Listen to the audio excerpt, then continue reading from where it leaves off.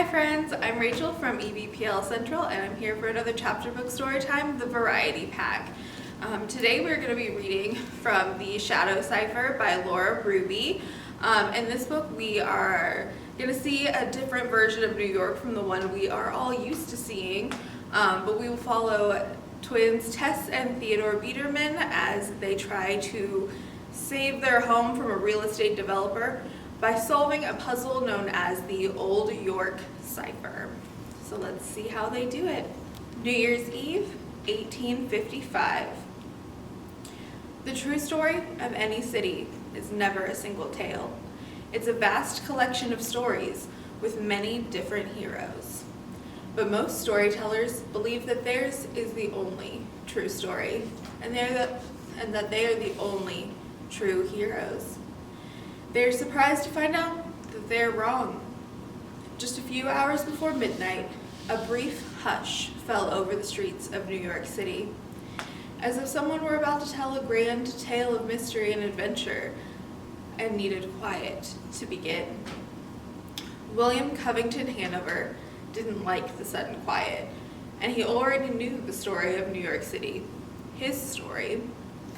He had been in the city for barely a fortnight and had concluded it was teeming with ruffians, murderers, and thieves. That he himself was a murderer and thief was beside the point. And he would thrash the daylights out of anyone who called him a ruffian. No, the point was that William Covington Hanover didn't look like a murderer or a thief. He had pride. He had standards. On this fine winter evening, the air aflutter with new snow, he wore a crisp white shirt with a pleated front and a white cravat, a dark tailcoat, and clean trousers. His top hat added to his already considerable height, and his fine wool greatcoat swept behind him like the regimentals of a British army. Which is why pretty Miss Ava O'Neill had no idea he'd been shadowing her for 7 blocks. And why would she? His was a stylish ensemble, pinched from his last employer, the profoundly nearsighted Lord something or other of somewhere upon Avon, who never seemed to notice when the candlesticks and silverware went missing, until the day he did notice, causing an ill-advised tussle over a serving fork. William was forced to stuff his spoils into a pillowcase and steal aboard a packet bound for this strange city with its even stranger inhabitants. Ruffians, murderers, thieves, and fools. When the ship had docked in America, and he'd informed the immigration officials at Castle Garden that his name was William Covington Hanover, he was joking. Who would believe a man who had spent months crammed into a boat with shoemakers and potato farmers was a member of the House of Hanover, same as Queen Victoria? But they had merely scratched his quip in a ledger and waved him on. And on he went, through Battery Park and into the cauldron of the 5 Points neighborhood, where he found lodging in a cramped tenement that reeked of gin fumes and rancid cabbage. Not much to steal in the 5 Points, and not too much to drink. It didn't take long for him to migrate into the heart of the city, where the shining Morning Star Tower stood like a beacon to everything that he had desired his whole life, and all that he deserved. Riches and power beyond his wildest imaginings, though honestly, just the riches would do. Now he was on the Upper West Side of the island, where the wealthy had recently built rows of fine houses, as well as some grand estates complete with lawns and forests. Most of the coppers stayed south near the 5 Points, but a few wandered north to protect the wealthy from, well, people like William Covington Hanover. William nodded at the coppers on the corner, tipped his hat to the groups of ladies gathered to climb into horse-drawn carriages that would bear them into this ball or that one. "Good evening, ladies," he said in his best upper-crust English accent. "You are the picture of loveliness this magical night." "Good evening to you, sir," said the boldest. The ladies giggled as he passed, eyes darting over his fine coat, his fair hair, his ready smile. As long as he didn't get close enough for any of them to notice his cold and whiskey-reddened nose or the knife scars on his white cheeks, he was safe. He would appear to be like any other gentleman making his way to a New Year's Eve celebration, instead of a man pursuing a dream in the form of Miss Ava O'Neill. Miss Ava was dressed less opulently and more strangely than the other ladies. Despite the festive occasion, she wore a plain jacket buttoned all the way up to the neck, a long dark skirt and cloak, and a mannish hat nearly as tall as William's. But her outfit was not the most remarkable thing about her, nor was it her small stature, her flawless brown face, or the fact she walked unescorted through the swirling, sparkling snow. It wasn't even that she was reading a book in the dim light of the street lamps as she went on. No, it was Miss Ava O'Neill's employers that most intrigued him. Employers by the name of Teresa and Theodore Morningstar. Miss Ava reached the corner and floated across the street, never lifting her gaze from her pages, though more than one coachman had to haul on the reins of his horses to keep from trampling her. The coppers watched her go, twirling their clubs, whispering amongst themselves, and the others watched her too. William spied them everywhere. Only the coppers could miss them. Rough men in gangs like the dead rabbits, or was it the dead roaches? Men who called themselves ludicrous things like Slobbery Jim and Patsy the Butcher, etc., etc. They lurked in alleys and in doorways, behind walls and trees, clad in oversized sack coats and tiny bowler hats the size of thimbles. William shook his head in disgust. In such a costume, you might as well stand in the middle of the avenue and shout, "Rich citizens of the city, prepare to be bashed over the head and shaken like apple trees." William Covington Hanover would never make such an exhibition of himself. An Englishman valued subtlety, a Yank wanted spectacle. As if the city didn't have enough spectacle, the Morningstar Tower for one, the Liberty Statue, the oddly named Underway, a dizzying nest of above and below ground trolleys whose workings were so mysterious that only members of a secret guild were permitted to mind the system. The rich kept their horses and carriages just for show. At that moment, William Covington Hanover would have been grateful for a ride in a carriage or on the Underway, as Miss Ava O'Neill seemed determined to march the entire length of the island of Manhattan this cold winter's evening. Or perhaps she simply wanted to finish her book.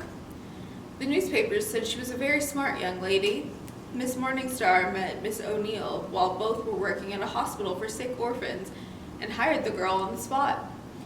William Covington Hanover couldn't imagine why either lady would waste her time on sick people, let alone orphans.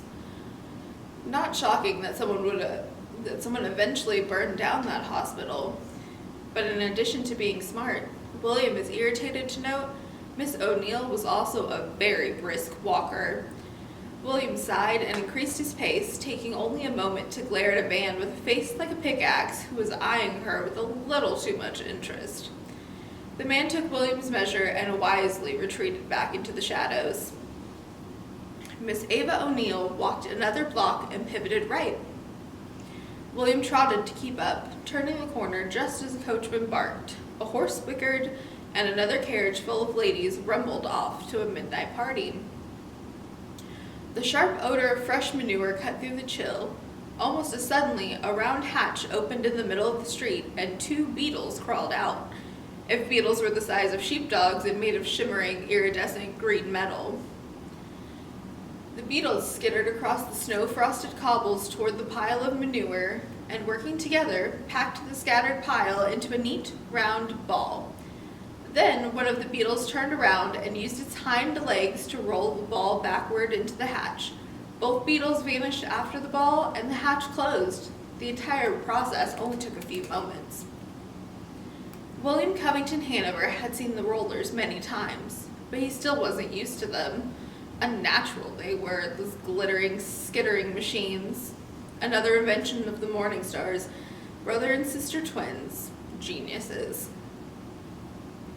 They had designed the shining Morningstar Hotel, the incandescent Star Hotel, built impossible bridges and the greenest of parks, engineered the underway, paved the streets in strange silvery cobblestones that somehow absorbed the power of the sun, spun shimmering window glass that did the same, and forged the lime batteries that contained it all. Created all manner of Morningstar machines, including the rollers that tidied the roads, mechanical snails that washed the windows, whirring dragonflies that did everything from drying shirts to cooling people in the summer. For 57 years, the Morningstars have performed architectural and mechanical wizardry to make New York City the most dazzling city in the world, or so New Yorkers claimed. After seeing the gleaming metropolis of the future for himself, William begrudgingly had to agree, though he was certain Theodore, not Teresa, was the true genius behind all this invention, as ladies were much more suited to embroidering cushions and giggling at tall men. But 4 weeks ago, Teresa and Theodore Morningstar had disappeared into the labyrinth of the Morningstar Tower and hadn't been seen or heard from since. Before they vanished, the twins deeded all of their land and property to a trust in the city's name and left the city a parting gift, a sort of puzzle or treasure hunt. The first clue, some string of incomprehensible gibberish, was printed in the newspaper. That clue would lead to another clue, the newspaper headlines held, and another, and would eventually reveal the greatest treasure known to man. The treasure only waited for a treasure hunter clever enough to discover it. Well, William Covington Hanover was clever enough to know a joke when he saw one. A treasure hunt? What nonsense. Some great game the Morningstars played with an unwitting public, a public currently poring over the paper and racing from one building to another on a wild goose chase. But the Morningstars had also left not a small sum of money in trust to Miss Ava O'Neill, the young woman they hired as help but looked upon as a granddaughter. And if anyone knew the secrets of the Morningstars, if anyone knew where the real treasures were hidden, it was her.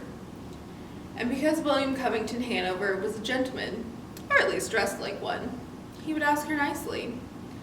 After that, he intended to bleed her secrets out of her.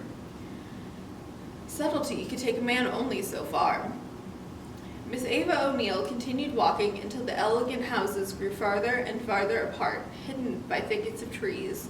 When she reached West 73rd Street, Miss Ava finally slowed in front of a tall building with a light gray facade and surrounded on either side by two more nondescript buildings. You might not have known the center building to be the Morningstar Building, except for the letters TTM etched into the cornerstones. Perhaps this is Miss Ava's home, bequeathed to her by her benefactors. It was pretty enough structure, so far west that William smelled the rich, oily stew of the Hudson River even in the cold. But William Covington Hanover had his sights set on bigger things, gold and silver and shiny. May I help you? William stopped walking so abruptly he slid on those odd icy cobbles and had to pinwheel his arms for balance. Miss Ava O'Neill stood staring at him. Are you looking for someone? You've been following me for some time. William shaped his voice into the same plummy accent. Following you? My dear lady, I assure you that's quite a coat. Who did you steal it from? I beg your pardon, I was a general in the Queen's army and... No doubt, she said rather rudely, just like an American. But she was very pretty, doe-eyed, full-lipped, that brown skin so smooth. She had to be at least 25 years old, but she looked younger.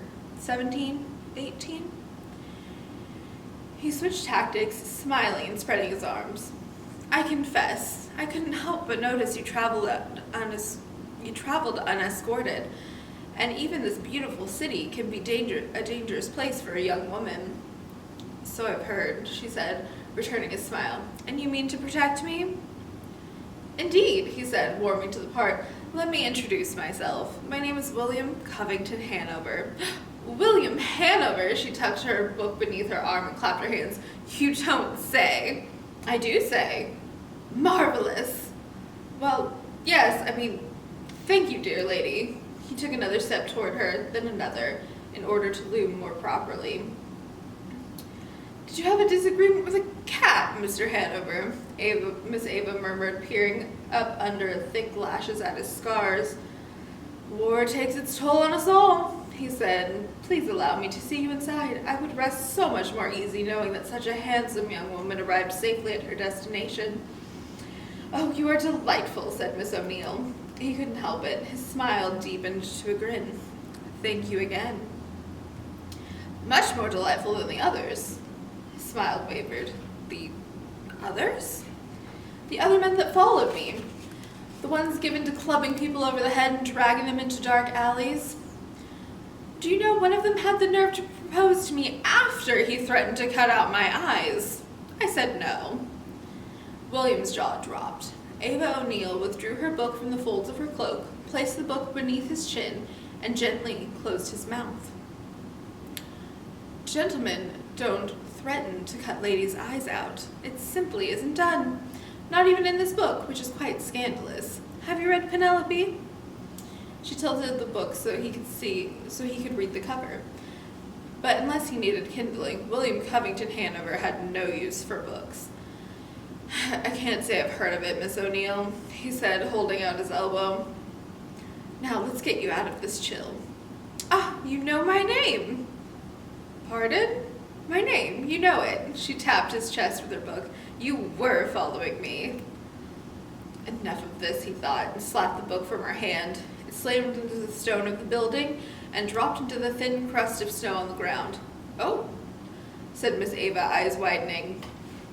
Oh, he said, and took another step closer. I have a few questions for you. Oh, she repeated, reaching up and laying a small hand on his shoulder. She ran that hand down the length of his arm, curling her slim fingers around his pinky, her full lips parted, as if she wanted to kiss him. Then he heard the snap of his pinky as she broke it. He only had time to emit a strangled squeal before she kicked him in the kneecap and swept his feet out from under him as easily as if he were tumbling a puppy. That, she said with a click of the tongue, is no way to treat Penelope.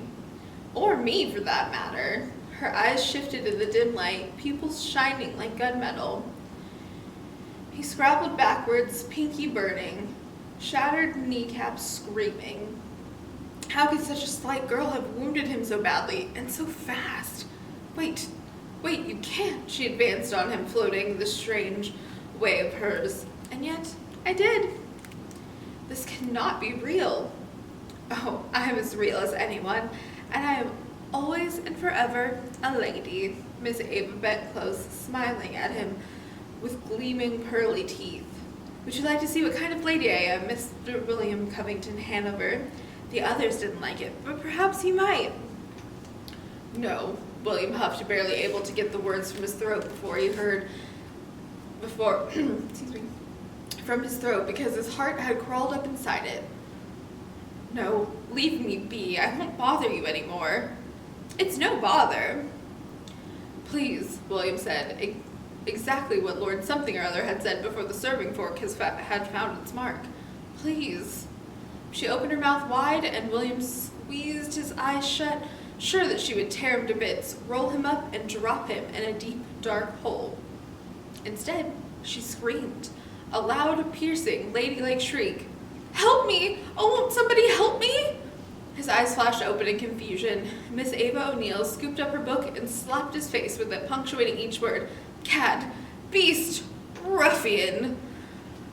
1 minute the street was dark and empty, the next coppers boiled out from the alleys and the woods and poured down the streets as if they'd expected some trouble.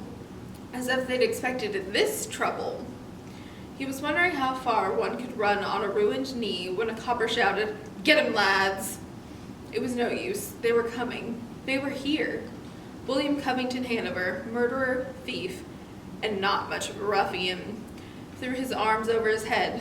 As the clubs rained down, the last thing he saw was Miss Ava O'Neill. She brushed the ice from the cover of her book, straightened her skirt, and stepped through the doorway of 354 West 73rd Street.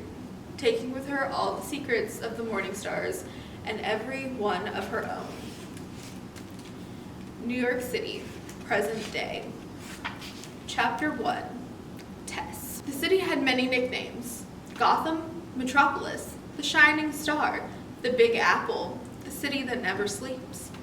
These nicknames were not always accurate. For example, why would anyone refer to a city as an overlarge piece of fruit? Also, the city did sleep, but it slept the way a cat does, eyes half open, watchful, ready to spring at the first sight of fun or danger. That morning, a very different kind of cat was getting ready to spring. The cat in question lived in the Biederman family's cluttered apartment at 354 West 73rd Street and kept her sock collection under the Biederman's coffee table. This was not normally a problem for the Biederman family, except when they had guests or when their feet were cold. Today, they were having guests. They were also having a problem.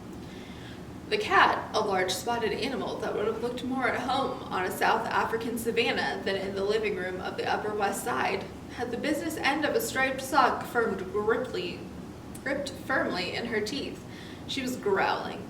The lanky girl sitting on the floor gripping the other end of the sock growled right back. "Seriously, Tess," said Mrs. Biederman, "this is my favorite sock," Tess said, her dark braid whipping like a tail against her olive skin. The cat's striped tail lashed in kind. Tess's twin brother, Theo, who was standing at the kitchen counter poking at his favorite alphabet cereal with the back of a spoon, said, "The cat's winning." Tess said, "Yeah, well, I wouldn't need to clean up the stupid socks if those people weren't coming to see your stupid tower." Mrs. Biederman rifled through a briefcase the size of a suitcase. "It's not a stupid tower, and stop saying things are stupid." "It's the wrong tower," Tess said. Theo Biederman had built a scale model of the Tower of London, a model that took up the Biederman's entire dining room for a national Lego contest. He won. Now, a week into summer vacation, school officials were finally coming to interview Theo to congratulate him for his prize, even more Legos, and to photograph the tower for the school website. Mrs. Biederman thought they should clean up the cat's sock collection before the people arrived, but the cat, 9, had other ideas. So did Tess. Theo still didn't look up from his cereal. "You don't have to wear your favorite sock, Tess. No one's going to interview you." "You should have built the Morningstar Tower," Tess insisted, bending her legs and putting her weight on her heels for leverage. Theo looked up from his cereal. "Hey, I spelled Fibonacci!" "Oh, hold on, the eye's floating away." 9, who oddly enough didn't seem much interested in the names of mathematicians spelled out in wheat products, flattened her striped ears and nearly yanked the sock out of Tess's hand. Tess held fast. Behind them, the morning news hosts on the TV blah blah blah about new parking regulations, about Great Britain negotiating with China for more all-weather solar panels after an especially rainy spring, about new water pipelines and the best work to evening outfits for women, about a new guacamole recipe with peas. "Peas," said Tess to the cat, "do not belong in guacamole." "Meow," said 9, pulling harder. Next up on the program, yapped the TV host, "we'll be headed to a surprise press conference with the philanthropist and real estate developer Darnell Slant, a man with a plan to move New York City into the 21st century. "We're already in the 21st century, duh," said Theo.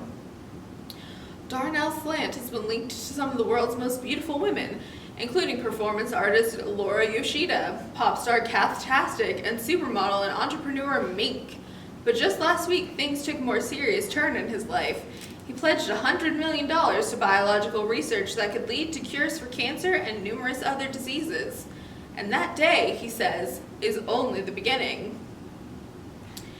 In a recent interview with Channel 8 News, Mr. Slant talked about the importance of progress over stagnation, especially when it comes to the continued development of our city. "The Morningstars were geniuses, the earliest architects of New York," he said. "But the world in which they lived is gone. There's a point at which preservation becomes fossilization. We can love our heroes too much." Tess dropped her end of the sock, surprising 9. "Turn up the TV, Mom!" "Why, what's on?" said Mrs. Biederman. "Maybe some of you are thinking that these old buildings in and around our city hold clues to the old York cipher. But I want you to focus on the word old instead of the word cipher.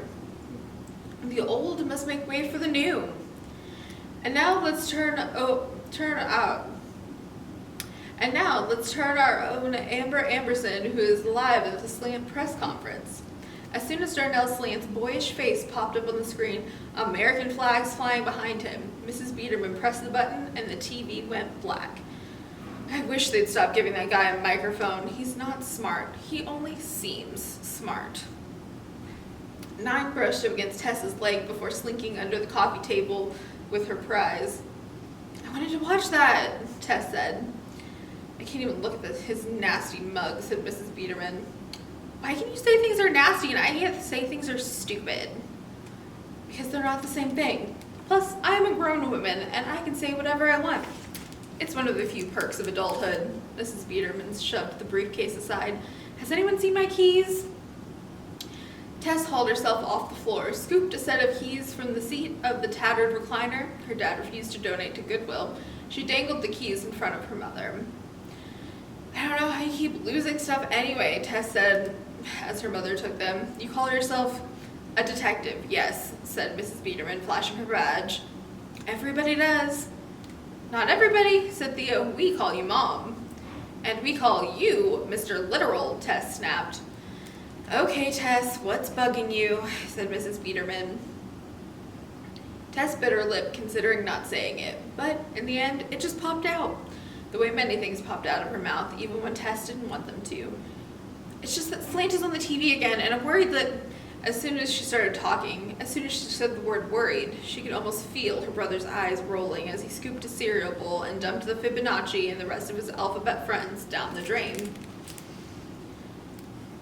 "I thought they were talking about the money he donated to cancer research," said Mrs. Biederman. "And then they say, and that is only the beginning." "What if it is only the beginning, Mom? He's a real estate developer. He buys real estate." Mrs. Biederman took a deep breath. "Tess, Darnell Slant has been trying to buy up every building in the city since I was a little girl." "No, he isn't. Just the important buildings. The Morningstar Tower, the Star Hotel. Our building. He won't stop talking about it. There are all these interviews all the time, and..." "Technically," said Theo, "it's not our building. The city owns it." "Not everything is technical, you robot," said Tess. Their mother's family had lived at 354 West 73rd Street for more than 100 years. 100 years. Her grandfather, Benjamin, had the apartment at the top floor and taught Tess and Theo everything he knew about the structure and about the Morningstars who had built it. He had even talked her parents into naming them Teresa and Theodore. It was completely unfair that anyone else could lay claim to their home. Even the city, both she and the It was completely unfair that anyone else could lay claim to her home, even the city both she and the Morningstars had loved. Especially not Slant, and a man who bought beautiful old buildings and replaced them with shiny cracker boxes no one could afford. A man who only dated supermodels and actresses from reality shows. "Slant doesn't want our building, Tess. It's a decent enough building with a bit of history, but it's hardly the Morningstar Tower." "And what did I say about calling your brother a robot?" said Mrs. Biederman. "If he doesn't want to be called a robot, he should stop acting like one," said Tess. "Humans have feelings." "Spoken like a crybaby," Theo said. "A crybaby who can beat you in an arm wrestling match." "Your arms are longer," said Theo. "And a running race," Tess added. "Your legs are shorter. And a climbing contest. In summation, you're built like a gibbon. And tug of war. You can't even beat the cat. And Tess," said Mrs. Biederman. "You know he only says the things to wind you up. So who's the robot? But I think it's time for you and 9 to take a walk. Go to the post office and pick up Grandpa's mail for him. And you, Theo, need to get ready for your interview." "What do you mean?" Theo said. "I am ready." Mrs. Biederman shook her head. "You are most certainly not ready. I should have gotten you a haircut. How about wetting it so it doesn't look so large?" Theo fingered his dense curls. Tess said, You know it will only dry bigger. Okay, said Mrs. Biederman, drawing out the word as if the riotous dark hair of her children was too tangled a mystery to solve. How about changing your shirt? What's wrong with my shirt? It's new. It says Schrodinger's cat is dead. I know. It has a cartoon of a dead cat. It's a thought experiment demonstrating what Schrodinger saw as a problem with certain interpretations of quantum mechanics when Mrs. Biederman held up one palm. Now that you've cleared that up. Not really, said Tess. Turn around, Theo. He did. The back of his shirt said, Schrodinger's cat is alive, and had a picture of a zombie cat. Mrs. Biederman threw up both hands. Look, Theo, Schrodinger's sounds like some sort of medical condition to me, plus the front of your shirt still has a dead cat on it. Theo said, technically, so does the back. People will see it and they're going to think you're weird. Too, said Theo, late. Tess finished. Mrs. Biederman gave Tess a flat mom stare. I thought you were going to the post office. I'm going, Tess said. She grabbed Nine's leash from a hook on the wall, and Nine bounded over like any dog might have. Tess hooked the leash to Nine's harness, and she checked her back pocket for her keys, slung a messenger bag over her shoulder, and then walked to the door. Paused. What she would not do, was turn around and glance around the spacious, sunny apartment as if it were the last time she'd ever see it. She would not make a comment about rent control or how they'd never be able to afford another apartment this size or any size in Manhattan or any other borough, or how they'd been banished to the wilds of New Jersey or maybe even Idaho if Slate got his way. She didn't say a word about her mother being forced to commute 2 or 3 or 17 hours on a train to get to her job as a New York City detective, or complain that they would never see her and therefore forget what she looked like. And Tess did not worry aloud that her dad might be unable to find a new job as a school counselor in the suburbs of Ohio, and would likely dissolve into a morass of self-pity during which he wandered around their ugly split level wearing the same pair of Cheeto-stained sweatpants for weeks on end, his hair getting larger and larger until they were forced to shear it and knit scarves for cash.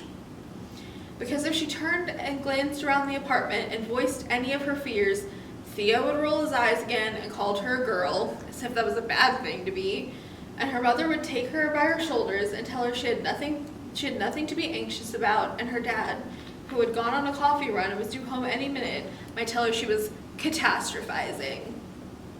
Well, maybe she was catastrophizing, but catastrophes happened every day, didn't they? A person ought to be prepared. And to be prepared, you had to imagine all the possibilities. Tess was very good at imagining the possibilities. Nine nudged her hand. Tess stuck her tongue at her brother, and then she and Nine slipped out of the apartment and into the hallway. Mrs. Cruz, the building manager, worked hard at maintenance, but the building was showing its age.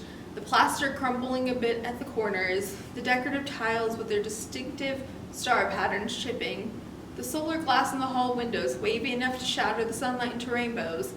Most of the Morningstar seals plaster medallions stamped with a star within a sun missing from the window moldings.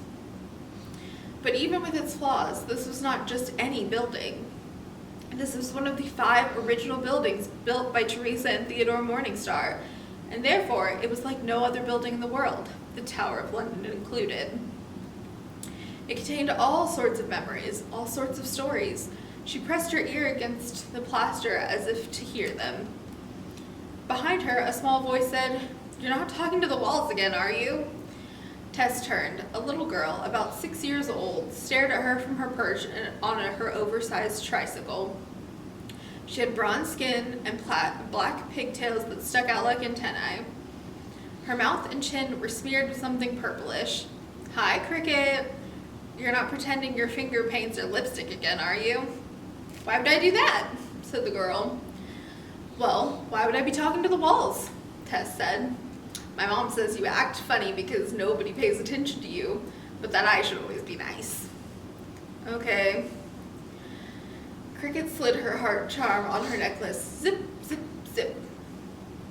"I do not enjoy being nice.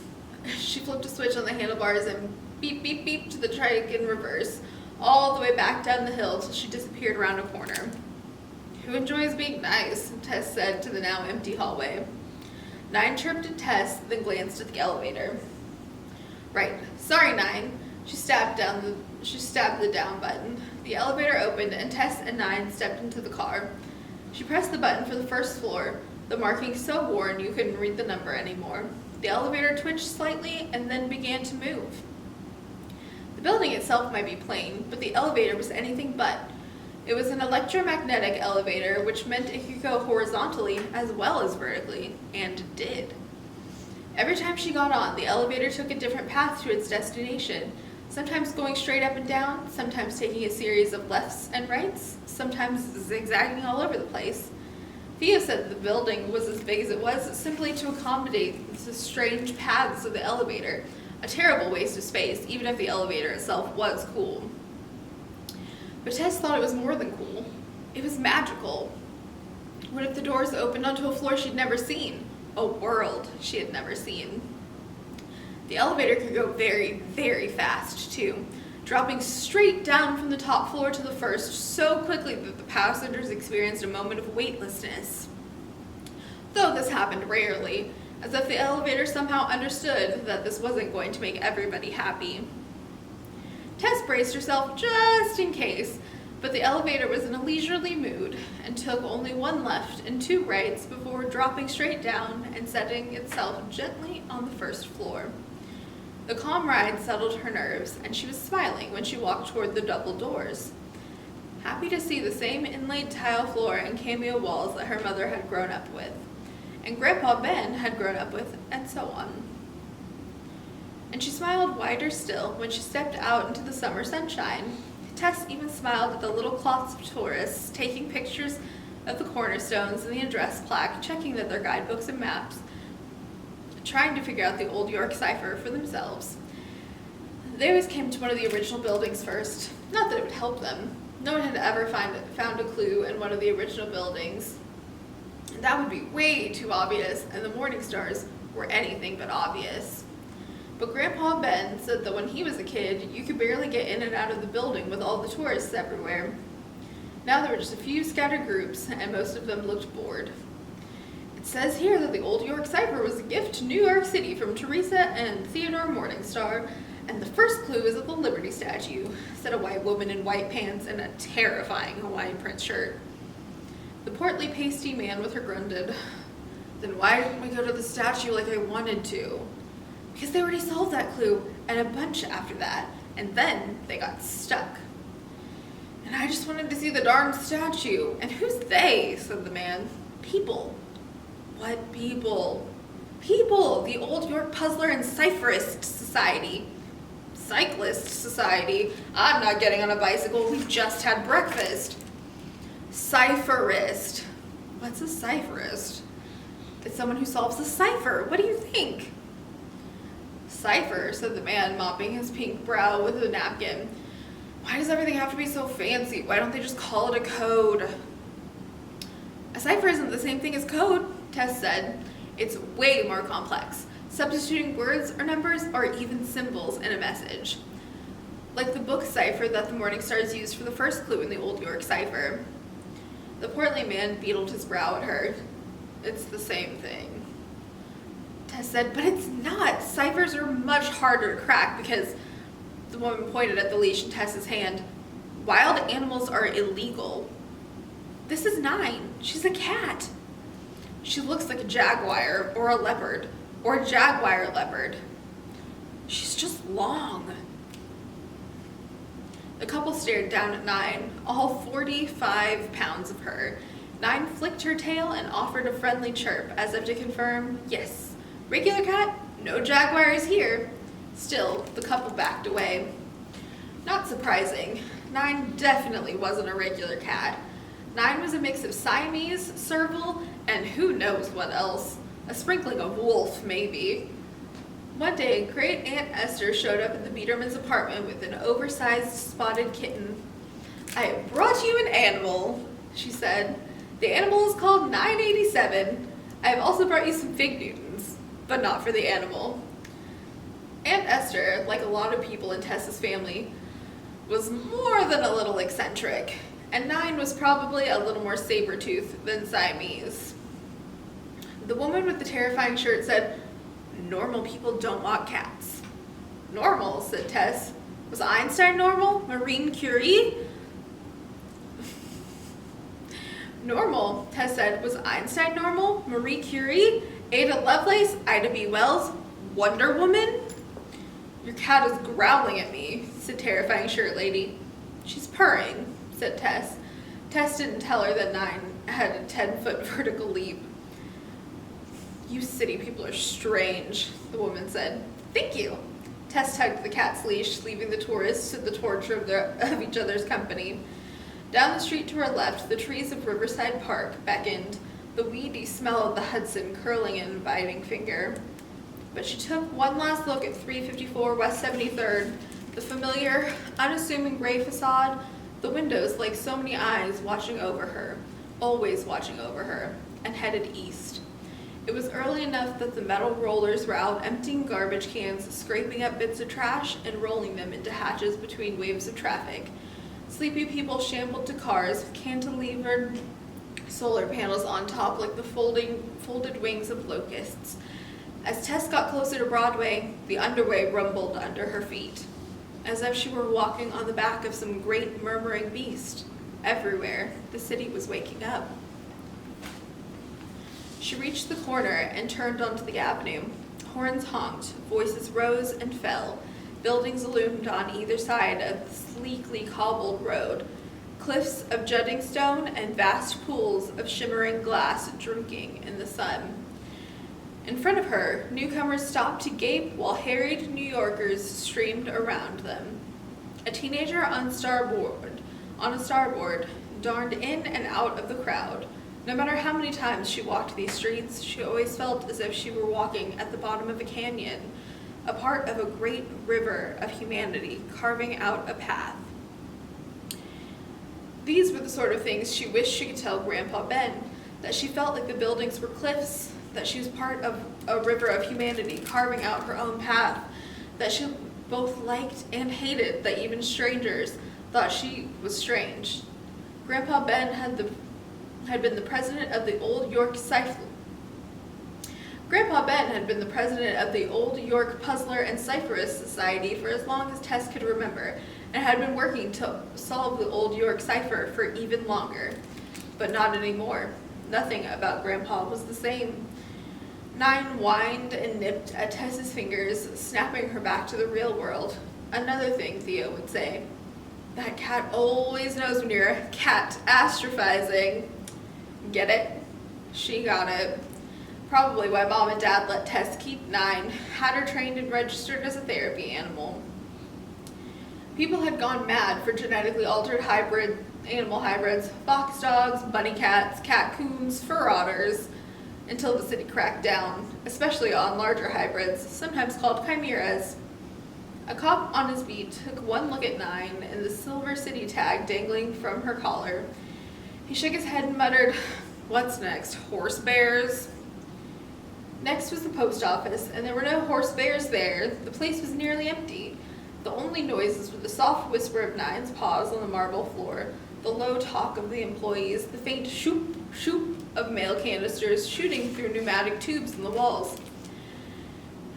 Tess pulled the keys from her pocket and unlocked Grandpa's box, and the usual avalanche of envelopes fell out.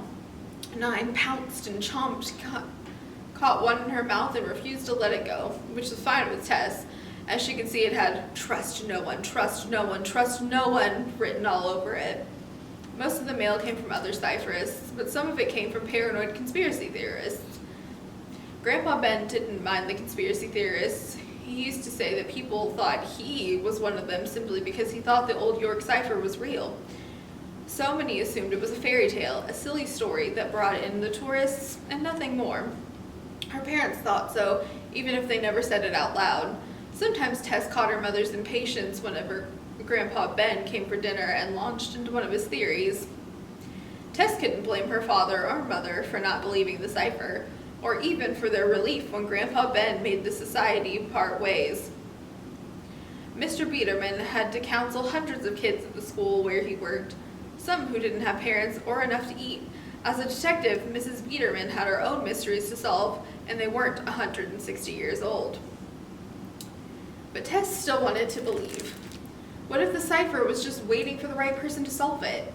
Grandpa Ben had once said that's exactly how the cipher snared a person in the first place. As you were trying to solve it, the puzzle made you believe it was also trying to solve you. You make it sound like it's alive, Tess had said. A puzzle can't be alive. Doesn't this city seem alive to you? Doesn't the air crackle? Don't the streets hum? Lots of things are alive, he said. Then how can you quit? Tess said. I'm not quitting, Gindel. Gindel, his name for her, little dear. Grandpa, you quit the society. You're giving up. She tried not to sound mad. So he had some memory problems. Lots of people had memory problems. Maybe the doctors were wrong. He said accepting things for what they are isn't giving up. Far Kinder Sarah ist meine Welt, Tess said, one of Grandpa Ben's favorite sayings. For your children, you would tear the world apart. And I would, he said, laying his still strong hand on top of Tess's head. One day, you'll understand what that means. Now, Tess scooped Grandpa's mail from the floor and stuffed the pile into her messenger bag. She paused to inspect the envelope still clenched in Nine's teeth. The trust no one message wasn't scrawled in red marker or crayon, the way those sort of messages usually were, but carefully scripted in black ink. The whole thing was sealed with a gold wax, too, which was a nice touch, and which likely meant that the contents were especially banana pants, especially since the address had been crossed out and rewritten 3 times. Tess tried to take the envelope and put it in her bag, but of course Nine wasn't having any of that. The cat lowered her head and growled. Ah well, who cared if Nine wanted to gnaw on some random letter from some random person? Grandpa Ben couldn't worry about such things anymore. And maybe Tess shouldn't worry about them either. Maybe she wouldn't think about all the infinite possibilities, at least not the bad ones. She had the whole day, the whole week, the whole summer. Theo loved the precision of his blocks, but Tess loved building with things that warmed up in her hands. Metal, plaster, clay. She could finish the model of a sphinx moth she'd been working on, one that would eventually hover in the air like a hummingbird. Or maybe Theo would come to Central Park and they could play frisbee. She wouldn't mind if he spent the whole game calculating the angles of her throws. Maybe her dad could take them on a river cruise and they could watch for schools of fish darting through the clear blue water of the Hudson. A trip to the top of the Morningstar Tower, underway tracks whirring around the rocket-shaped spire like the largest, fanciest party favor. Grandpa's warm and gravelly voice echoed in her head. Of course the Morningstars would build a tower. They were Luftmenschen, dreamers, always with their heads in the clouds. It's a shock they ever made any money at all.